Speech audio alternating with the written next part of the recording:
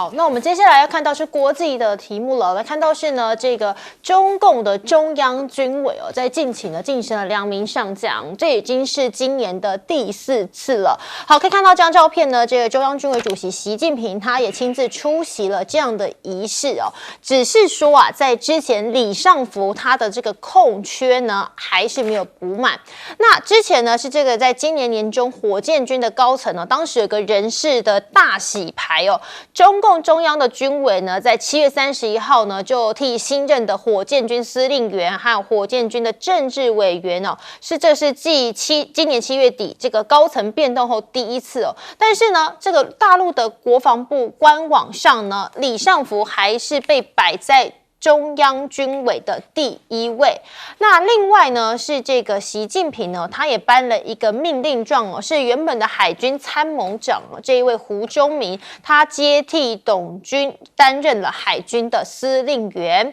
而现在呢，中国大陆也频频呢在这个军事上呢要来加强哦，所以我们看到在大陆呢第4艘的航母呢，是不是也要亮相了呢？因为呢就说还在建造当中哦，但是已经大家广泛的讨论说，未来这个航母要叫什么名字哦？就有人说，是不是有可能呢命名为四川舰哦？那其实这个每一艘船舰呢，它的命名是有玄机的，像是第1艘的航母舰辽宁呢，因为有渤海嘛；那第2艘的航母舰呢，山东是有黄海的；第3艘的航母舰福建呢，则是有东海哦。所以第4艘的航母舰呢，应该也是出自于地理位置更南的海哦。只是说南海的海南已经是被命名在其他的军舰上了，所以呢，有些人就说，那广西有个北海啊，那是广西舰吗？那有人说云南舰啊，另外是说是广东舰吗？所以也引起了一番的讨论哦。好，可是呢，这个第4艘的航母也有人说呢，如果是用四川来命名的话，其实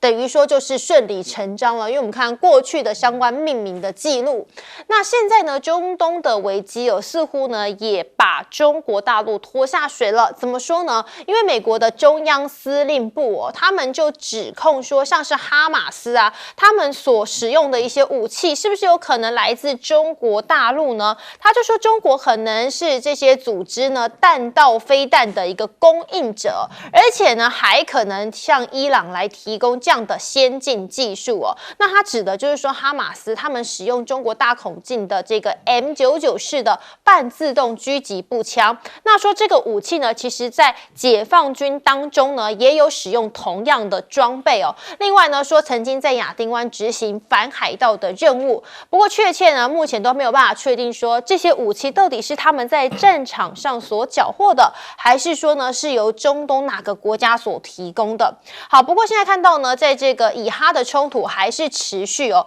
那以色列现在就传出又有一个暗杀的计划，很可能要升温中东的局势吗？因为看到呢，在这个伊朗呢就指控说，以色列25号发射了一个导弹，空袭了叙利亚的首都大马士革的郊区，那炸死了伊朗的革命卫队高级指挥官哦。而且呢，这个伊朗总统还提到说，袭击的事件说明以色列这个犹太复国主义的政权呢，在中东会遭到挫败，肯定会为他们的罪行来付出代价。那伊朗的这个革命卫队呢将领也发了这个社群平台说，伊斯兰的革命卫队高级指挥官呢确实他说呢也是这个苏莱马尼的好友已经是被歼灭了。那现在看起来呢，以巴的冲突这个停火遥遥无期，因为呢在平安夜本来是合家团聚的时候但是呢却是持续在加沙有冲突，而且呢以色列的总理纳坦雅胡更是呛瞎，他说呢他不止继续打，还要加强打击的力道，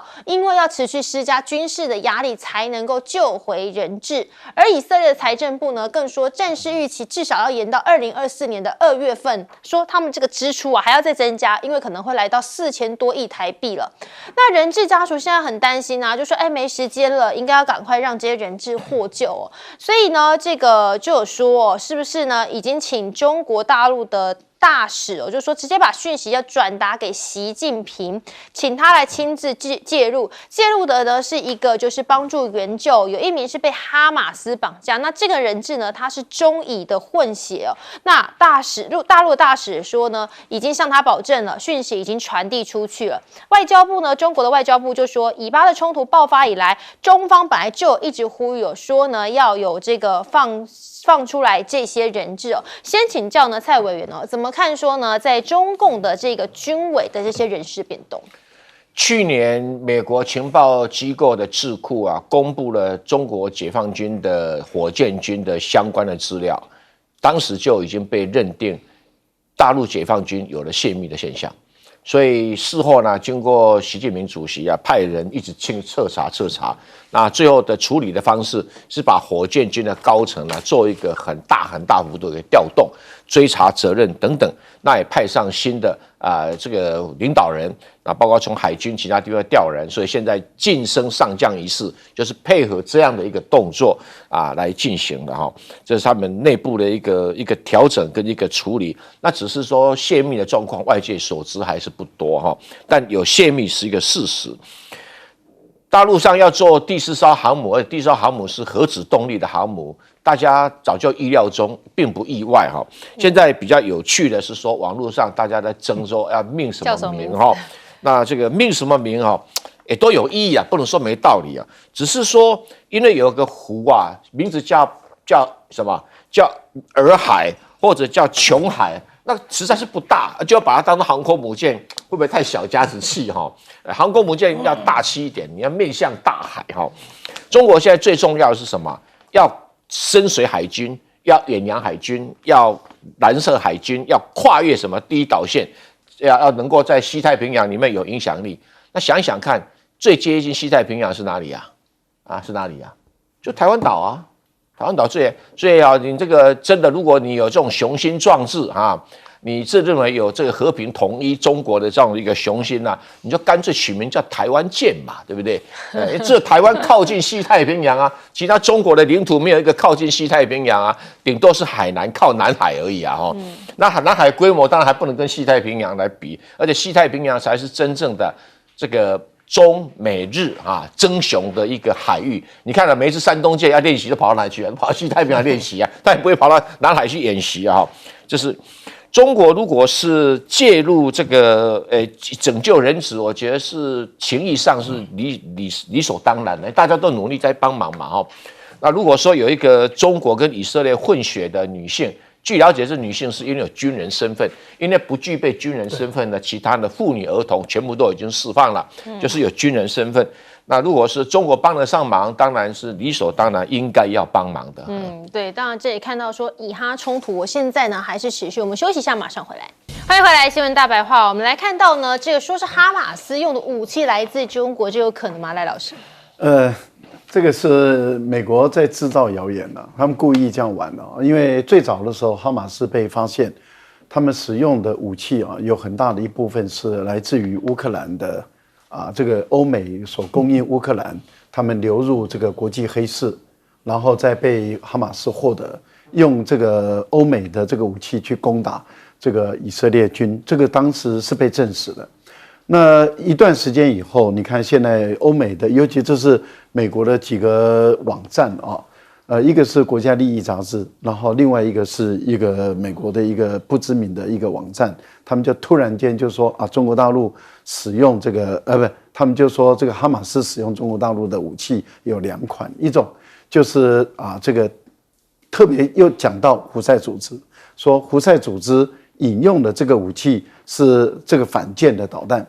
可是我们一讲到说反舰导弹，他特别强调说只有中国才能够生产出反舰导弹。你看到这样的一个论证，你就可以知道这是谎话了。为什么？因为能够生产制造战舰的，就一定能够生产制造反舰导弹，不然的话，这个战舰毫无意义。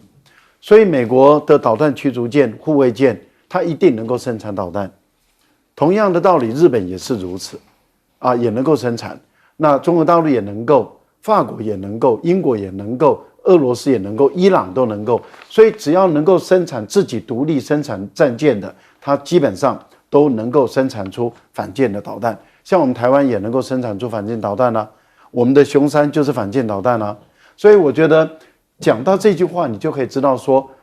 说中国是全世界唯一能够生产制造反舰导弹的国家，这句话就是一个大大的谬误，大大的错误，大大的错误被国际媒体拿来用，你就可以知道那些记者要不就是智能有问题，要不就是知识有问题，要不就是故意制造谣言，这个很明显嘛。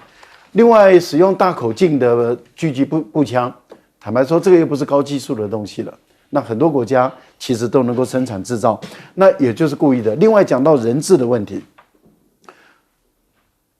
以色列是要用人质来去换停火几天，哈马斯在过去也是用人质来换停火几天，可是哈马斯现在改变策略了，是人质永久停火。那这样的一个，那当然以色列不可能接受了。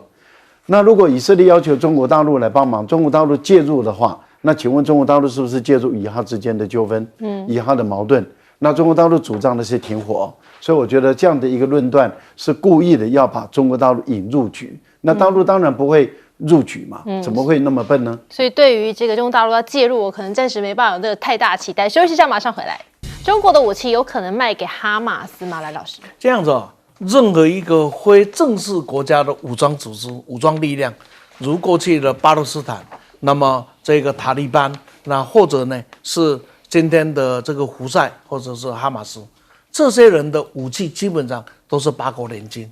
只要在国际市场能拿得到武器的，对他来讲，这都是一种保障的力量。所以在那里要来找来自乌克兰的没有问题，要来找来自中国大陆的也没问题。要来找来自美国的。好，我们现在来看到呢，其实，在现在三角都的状况之下当然各阵营呢就是要抢攻，其实除了基本盘之外的选票了，尤其在年轻的族群部分这一次呢，首投族就有102万多。那我们看到在政见会上呢，确实也纷纷的就讲到了年轻选票的部分了，像是呢赖清德呢就说要优化青年的贷款以及在住宅的问题上要盖社宅好，那柯文哲呢就批评说，民进党没有长期的规划，说这样怎么选总统呢？他说呢，从光是绿电来讲，就可以看得出来，赖清德只想炒短线好，绿白杠的这么凶其实赖清德跟这个柯粉的梁子可能真的结大了因为我们看到在之前的时候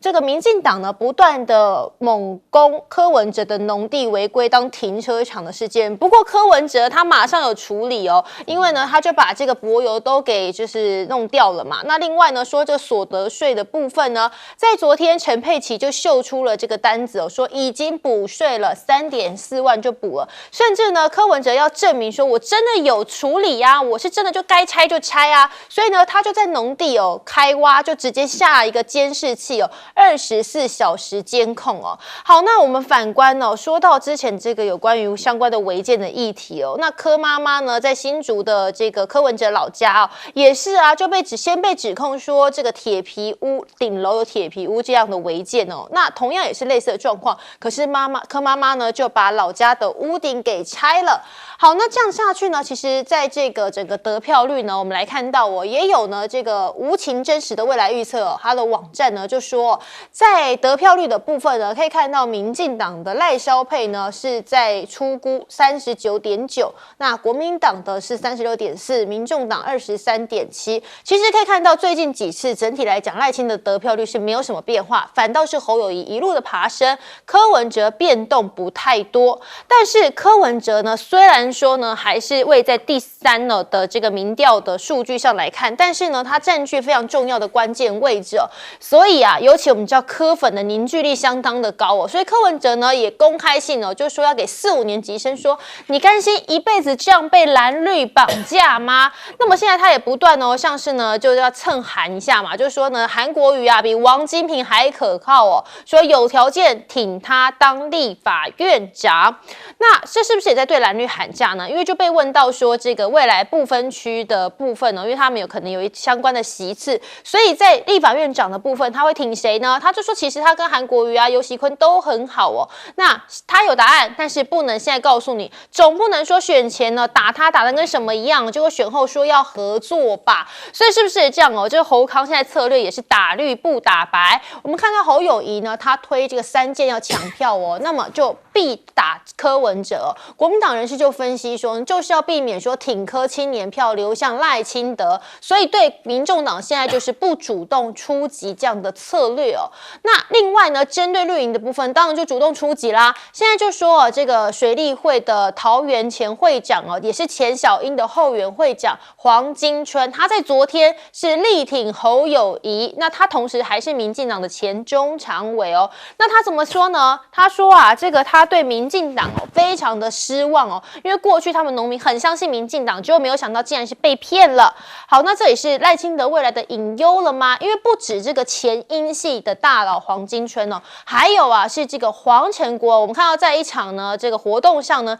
他跟侯友一起出席，哇，那刚好就比了这个 OK 嘛，是不是意有所指呢？那我们也知道过去黄成国跟赖清德，当然就是因为这个所谓的排黑条款，对赖清德有一些不满，所以未来黄成国是不是有可能出手？如果出手啊，媒体人就指出说，哇，那赖可能惨了，因为呢有25万票就要因此跑掉了。先请教穗元哥怎么看说，现在各阵营要抢这个年轻选票哦，可是呢，这个赖清德跟柯文哲梁子越结越大，柯粉怎么可能会投到他这边？这里面比大家想象来的复杂，因为柯粉跟这个赖清德的选票中间是会有局部的流动。有一个原因就是说，过去他们都是投给民进党的，所以这里面有流动的现象，在很多民调都看到这种迹象。那反而这个柯文哲最近因为造势成功啊，跟侯友宜之间的选票的流动啊，这个状况是在缩小当中啊。所以如果没有一种安哲秀现象的一种比较有组织、大规模的话，那这个柯文哲的选票跟侯友宜的选票流动性现在看起来不太高，这个也就造成了这个赖清德不断的去攻击这个柯文哲，柯文哲不断的批评赖清德的一个现象，因为他们都会感觉到这种状况，所以两个抢票抢得凶，争执会比较大啊。那至于有关于什么未来的预测啊，对不起啊，我都不太相信这种非科学化的预测哈，因为他们从来没有公布他们的预测的模型哈，而且这些机关有时候都是背景，什么像未来事件交易所啦等等哈，我看过很多他们类似讲的话哈。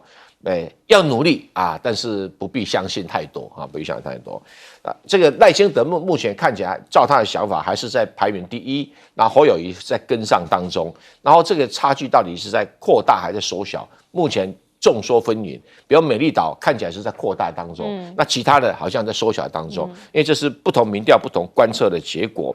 在立法委员部分呢，我觉得不用担心，国民党这一次会选得非常非常的好。理由在哪里？因为大部分的国民党立委选区、区域立委选区里面没有三角都，都是2个人在选的多一点。即使碰到三角都，像内湖，那国民党也稳赢的。我敢讲都稳赢的哈。对于这样的一个状况的话，那国民党一定会成为立法院这个未来的第一大党。但是会不会过半现在还有疑虑。那如果没有过半呢，当然就要跟民众党想办法合作。刚好国民党推出来立法院长候选人韩国瑜呢，跟这个柯文哲2个人之间的信任度还颇高的，所以整合上总是比柯文哲跟民进党之间的这种整合来得好一点。但可不可以从立法院的可能整合变成总统选举的整合呢？还最后几天里面不晓得会不会发生这种状况，不太清楚哈。青年政见，可能没有大家想象中那么样的容易拿，因为他青年选票这里的民调来讲，固定化已经慢慢产生了该给柯文哲，该给这个侯友宜，该给这个赖清德的那个比例已经蛮接近了导致这2天因为民进党拼命在攻击侯友宜的那个宿舍案会不会产生什么效果可能要再2天再观察那互相拔桩总是会有的啦哈。比如说国民党去这个挖这个民进党的什么水利系统的桩啦，民进党来挖国民党地方派系的桩啦，那挖不到的话就剪掉去威胁人家啦，哦，什么抓起来哈，要升压啦哈等等。民进党玩司法会不会玩得太过度了一点？太过度了，可能民意的反弹会更大。民进党自己要垫分量哈。那这个至于说赖清德跟黄成国这个关系非常恶劣，全世界都知道啊，不用去怀疑。那黄成国会发动多少的这个反击力量，把票拿给国民党，这也是国民党期待的。对，这英系接下来呢，会不会有什么样反击的力量来立委员会，对选情造成什么样影响？选举到现在是蛮扑朔了，不过看单次的民调，基本上是风险很大，但是看趋势啊，现在看得出来，第一个赖萧配的这一个趋势看起来现在是天花板好像出现了，就再上去看不出它还可以有上升的空间，然后呢看得出来呢，这一个侯康配呢是往上再走。那到底现在有没有交叉了？有人说有时候没有，我觉得还没有到交叉。讲现在交叉有一点过早，但是这个趋势啊，问题是在剩下的20天不到的时间里，够不够追啊？现在龟兔赛跑里面啊，你这个够不够去追？这是一个。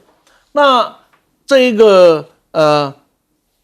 柯文哲的部分大概就这样子了，下也大概下不了多少，上大概也上不去的多少，应该是蛮固定的，蛮固定。这3组人马里面呢，对于支持者连轴度最强的是柯文哲，也就是说，想从他那边要去把他挖过来，有没有？绝非想象中的那么容易。所以在这里，国民党要是单纯的只想期待用所谓的弃保效应，要来获得最后的胜利，这个是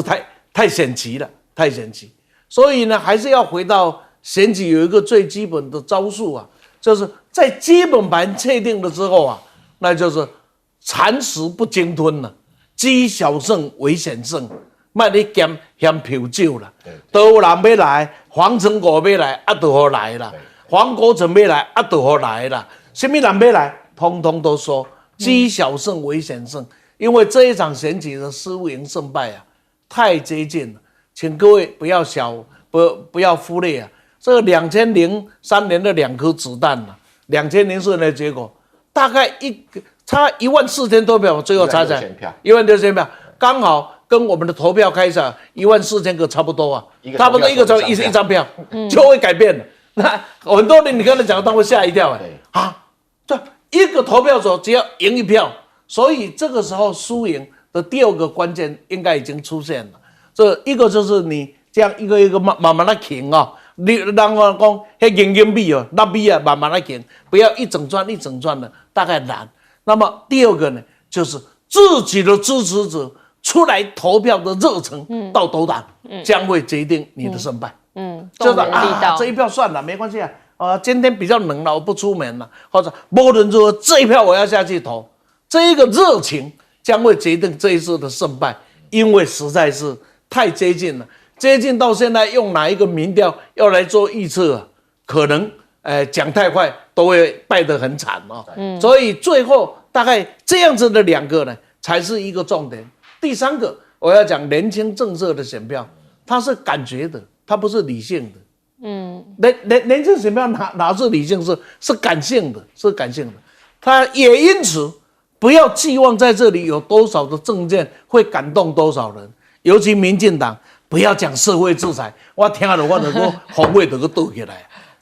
你执政8年，你再跟我讲社会制裁，那你8年在干什么？那睡大觉，你完全没有资格去批评任何一个候选人的社会制裁政策，这是第1个，因为你执政8年，你的成绩是很难看的。第2个，你赖清德在台南市，你交了什么成绩出来？是 zero 嘞。2能呢，一个都没有呢，你还有资格说别人？我自己当县市长，一个都没有，然后说，你承诺了，你做不到，这什么鬼话？现在整个台湾里面充满了鬼话，就是不讲人话，有时候听得实在是很气的道理就在这里啊。所以呢，在这样的情境里面呢，不要再献丑了。现在民进党这个住宅的讲法就是献丑。赖老师。刚刚谈到住宅的问题，我觉得目前来讲，各政党确实都束手无策，对，解决台湾居住的问题啊。因为现有房子的人，他不希望他的房价跌下来；没有房子的人，他希望房价跌下来。但是问题就在于台北的空屋率确实也不低啊。但是问题就在于空屋率不低，但是它是集中在有钱人身上，有钱人跟没有钱的人贫富差距是蛮大的啊。有钱人有2、3套房子、3、4、5套房子的人多的是，那他的房子爱租不租，他也不缺这个钱，所以我们看到一直采用各种办法啊，用盖社会住宅的方法，用人民的纳税钱去用政府的土地，其实政府的土地就是人民的土地，用人民的钱拿人民的土地去盖那个房子，想把房价拉下来也拉不下来。所以一直在烧钱，一直在花钱，但是束手无策。所以谁都不要吹嘘，尤其是执政党的民进党，这8年你不要再吹嘘了。尤其是赖清德，不要吹嘘蔡英文的政绩。8年20万套的房子也没有把台湾的年轻人的房子解决，你又要再去烧钱，又要搞30万套的房子，你认为这样子就可以把台湾的房地产整个再拉下来，解决房子的问题？鬼扯！不过我倒觉得赖清德要先处理好自己的违建的问题。如果赖清德不处理违建，不拆掉自己的违建，而国土署认为说反正矿区的问题啊，这个很难说。那这样的话，台湾没有房子的年轻人，你就到这个国土署的土地里面，公家的土地，你找一块地，你就把它盖起来了。那你就比照赖清德办理，你就拼命盖啊！你需要多少房子，你就盖多少。我觉得国土署已经告诉你说，不能随便定位赖清德的房子是违建哦，啊！所以我们看到这简直都是一个笑话。现在整个民进党政府把整个国家的规则、法律、规章都丢在垃圾桶，这真的是不应该的。柯文哲拆掉自己的违建，然后把自己的停车场拆掉，做一个强烈的对比。就是告诉赖清德你错了，啊，你应该要改正，你再不改正，你的选票是不会往上走，只会流失。但是我觉得柯文哲的讲话自信给这个4、5年级生，甘心一辈子被绑架吗？被蓝绿绑架？我觉得这个代表什么？柯文哲很明白的看到了，目前来讲蓝绿又回归了，所以事实上两党之间的差距有在缩小。可是柯文哲目前来讲，他只能够谨守他的4、5年级的基本盘。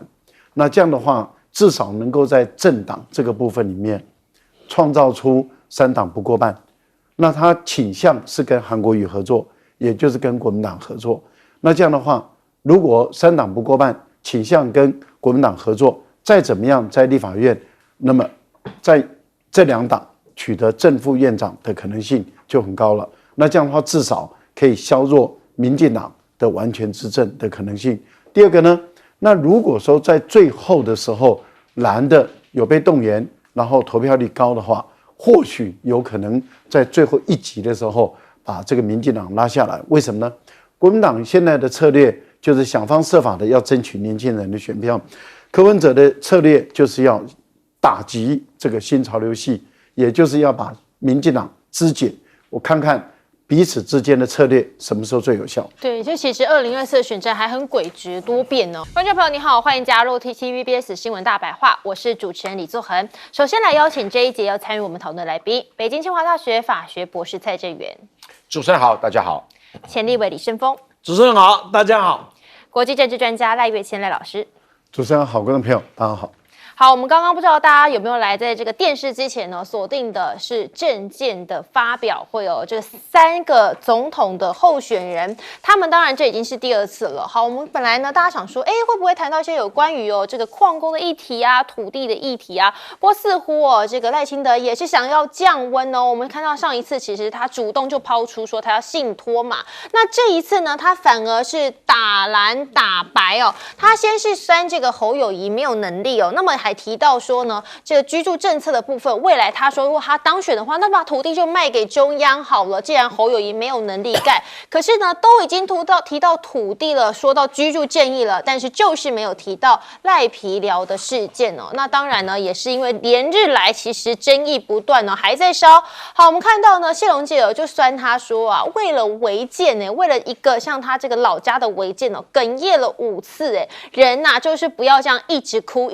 哦，因为你哭久了都会变衰哦。那他们就说呢，是不是赖清德你不要再哽咽了？那现在呢，因为这个新北市府出示了这个航照图哦，证明说赖清德的万里老家呢是一个寄存的违建哦，现在就引起了互杠哦。民进党呢就大呛说啊，说这个为什么会没有办法看得出来有房子呢？说是因为这个它的屋顶被台风给吹走了，就是说你看在这个70年有台风，很多屋顶都被吹烂。我们制作单位非常的用心，好吧，我们现在就给大家看一下赖清德的老家长这个样子哦，是不是一模一样？我们完整的还原。好，我们这样。房子屋顶吹掉了，可是屋顶不见了，但是老家会拍不到吗？会不在吗？不可能嘛，因为它的建物就是在这边啊，像大家没有看到屋顶，可是还是看得到这个房子啊，所以真的有可能是像这个卓冠廷民进党发言人这样说法吗？那就说这个赖进办新北市府也呛说，这个说法根本就是凭空捏造啊！因为呢，公务局他们其实是用现在的84号的门牌建物来做定位的反推出这个建物在这个定位点的年代变化说就是没有出现啊，直到这个大概92、94年左右才出现了所谓现在的赖老家的事情。这个建物啊，所以就他们不要说这做贼喊抓贼但是呢，之前赖清德自己口口声声说要公益信托嘛，当时就被批评说如果你是幽灵的房屋的话，怎么信托啊？好，那所以赖清德就被问到其实这个被问到啊，经过一番波折，因为呢，在第一时间被指说这幽灵的房屋没办法信托的时候呢，赖清德都没有来正面的回应他没有来接受提问，直到呢过了2、3天，好不容易终于被问到说目前到底申请状况是如何，他只淡淡的回了2句话，说家人找了律师在作业了，相信可以有专业解决问题。那其实这个家人是谁？就是他的儿子嘛，为什么不直接说呢？好，那现在行政院长呢陈建仁也说啊，这个新北市府发言啊，好恐怖让当地的居民都人心惶惶希望侯市长新北市府要按照之前说的，要好好保护矿工。可是新北市府指的是说这个违建啊，就是说新的这一栋违建跟矿工的居住权是有等号的吗？那赖清德的万里老家呢，国土署当然就说叫这个新北市府说不要草率的就贴上他们是违建的标签因为啊这个是忽略事实的认定。好，现在中央地方持续来互杠那大家很好奇说这个赖清德老家吵了这么久从选战一开始就吵到现在，为什么就是不拆难道跟风水有关系吗？好，我们看到就有人就讨论说赖清德啊这个老家其实前面大家注意到我们所谓这个大家讲的花园这地方有一个锦鲤池，那就说这个锦鲤池啊，有些风水专家认为说呢，它是一个象征好运的地方就是有很多生机嘛，然后可能有一些好运可以替赖清德赖家带来好运。但是有网友就点出问题了，说可是问题是这锦鲤池就算有好运，那也是国有地呀，那也是侵占国有地来使用了吧？所以有些人就狂酸说，还是请特勤好好顾好那池鱼吧，反正先前也有国安局来协助维安啊，至少人民不会因为想看鱼所以这个误触法网真是用心良苦那我们刚刚讲到，其实风水每个人有不同的看法，也有命理师就认为说呢，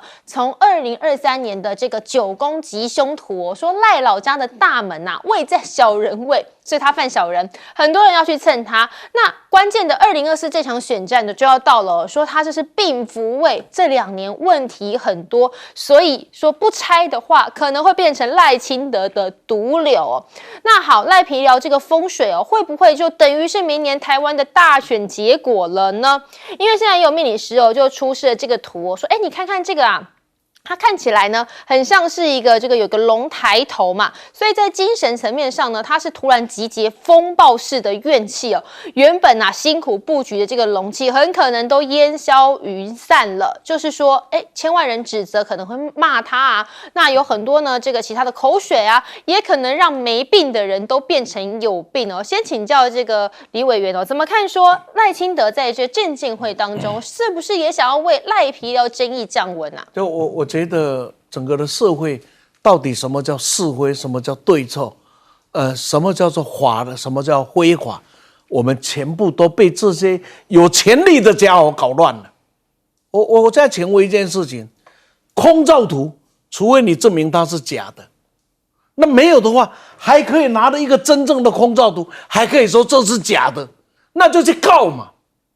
告政府啊，对不对？你不要来诉诸于民众说这一张图是假的嘛，你应该拿着这张假的图就去告谁赌足谁伪造嘛，这个才对啊！你跟我们讲干什么？你跟民众讲干什么？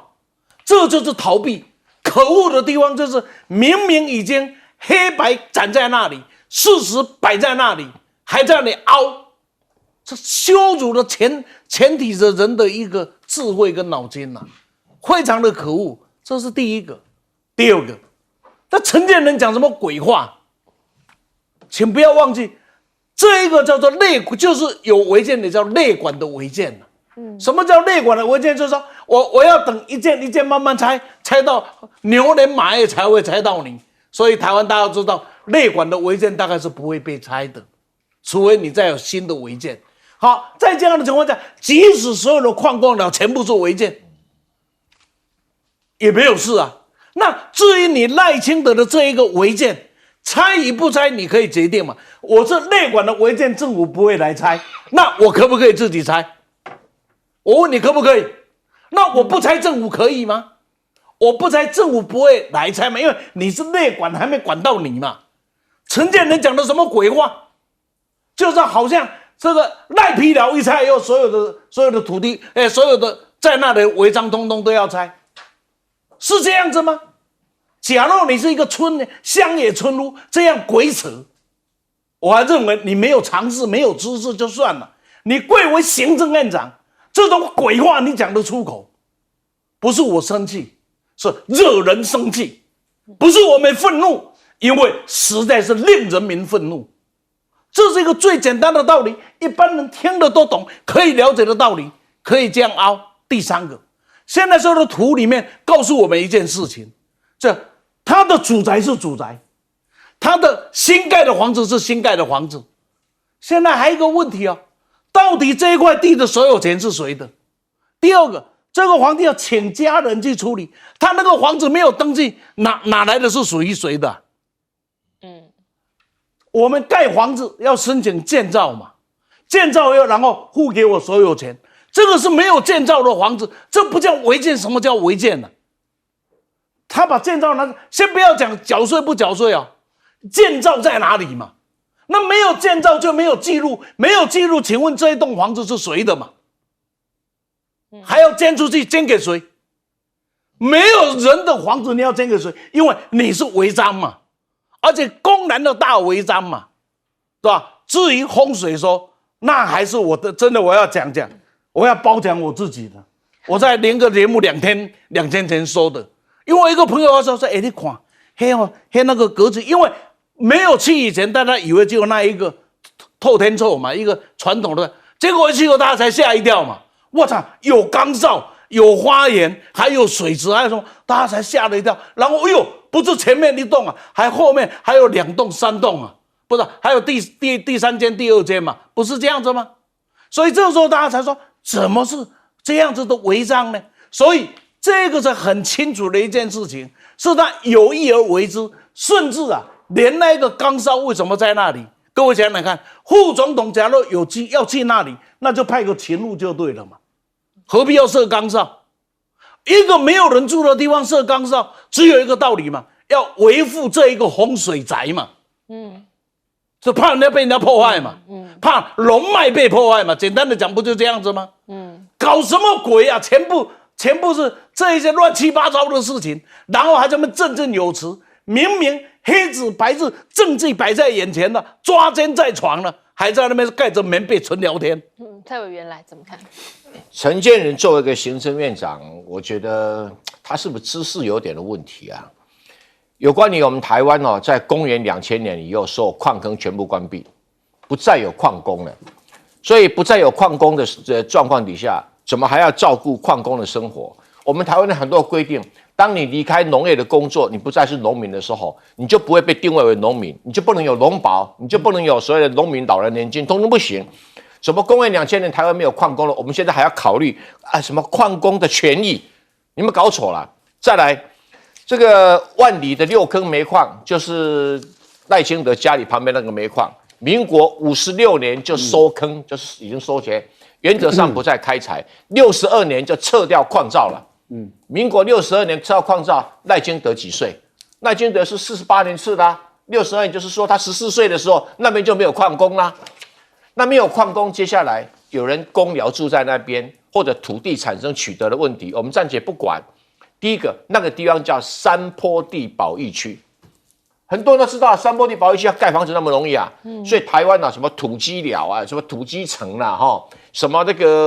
个什么公庙，很多人盖在那山坡地保都取不到建造，一概被视为违建。这个是什么？以前的营建署的规定，就现在的国土署的规定，就是说你只要没有执照，不管你3721就是违建。那请问一下，山坡地保育区使用的用途叫做矿业用地，你矿业用地的矿照取消了，就不是矿业用地，那一直没有去办这方面的一个处理，没有办法处理，你还是山坡地保育区啊。山坡地保育区你要变更，那如果这个可以的话，那我跟你讲台湾所有的山坡地的公庙全部都合法。比照赖清德通会合法，而且历史比这个悠久的多的是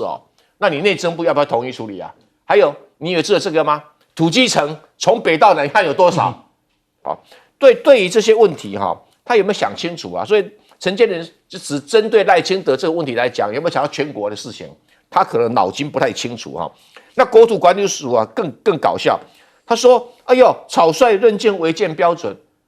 不认定违建不是根据什么空照图啊、地籍都不是，是根据你有没有建造。这个是你国土署以前叫营建署自己所立的规定违章建筑的认定办法的第几条？第1条、第2条，没有建造就是违章建筑。你不要跟我解释那么多，剩下只是要不要拆的问题，是政府来拆还是说你自己拆？你想当总统，你要不要自己拆？这是第一个问题要问你嘛。你不肯拆也可以，看老百姓怎么去看你嘛。结果来，他现在赖清德的老宅很明显那个建材是民国90几年以后才有的建材嘛，钢筋是你在吹的那个所谓屋顶会飞屋顶会飞，不是这个房子，这个房子可牢固的很怎么会吹走呢？他吹的是应该是旧的那一种，旧的是公寮型的。那好了，你本来是违章建筑的，你要就地合法化。那就地合法化的违章建筑，不可以在后来盖成这样子的房子对，这样那个是完全不合法。就说你已经是不合法的房子，那政府不拆，可是你如果把它重新拆掉、重新盖，那明明是拆掉重新盖的嘛。你重新盖有不同的建材，政府就要拆了，这个是不能装的。你这个很明显是民国90几年以后的建材。之前台湾你去看看嘛，乡下的公寮、农舍哪会有铝门窗啊？没有这种东西的啦。这个真的有铝门窗。对啊，就是铝门窗的嘛。铝门窗大概这种乡下，大概民国90几年开始比较风行嘛。所以简单讲赖清德，你是一个违建户的持有者，你就坦白承认说 ，I'm sorry， 老百姓在怪的不是你的违建本身，而怪的你的态度。对，你的态度，他一副我哪有错？我理所当然，我应该这样子啊。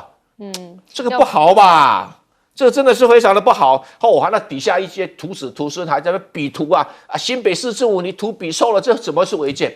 比图跟违建有什么关系啊？不然你赖清德，你拿出建造来给我们看嘛？你拿出建造，不要拿户籍誊本拿建造出来，我们就闭嘴嘛。你没有建造嘛，而且没有建造，你没有缴税，你没有去报。有人讲说，那违章建筑理论上违章建筑是不缴税是没有错这不缴税没有错。那也有人违章建筑，为了要营业，他还要缴税还是有人很多土鸡城不这么干的嘛所以对于这种，我们当然台湾税法的税务机关的认定的房子的问题，跟地政机关、跟那个监管机关啊，3个不一定能够完全整合在一起。如果都会区的也许比较严格，比较偏僻，比较不严格，那你就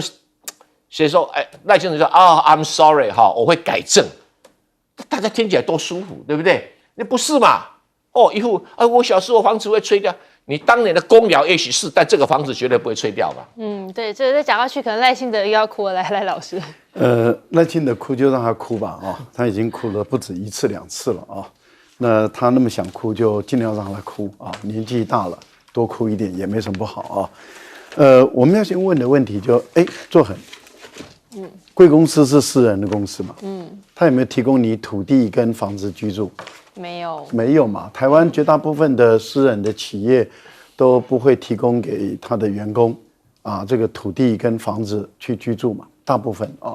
甚至现在连在公家机关上班也不会提供房子跟土地让他去居住那所以赖清德的爸爸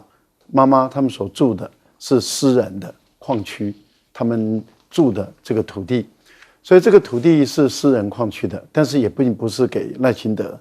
跟他爸爸他妈妈他们的土地嘛，所以他没有取得土地的使用权所有权，他也没有取得土地的建筑的执照，那土地不是他的，那个也没有建筑执照，就在这个地方凭空的盖了一栋房子起来，然后盖了一栋房子起来，他结果卓冠廷卓冠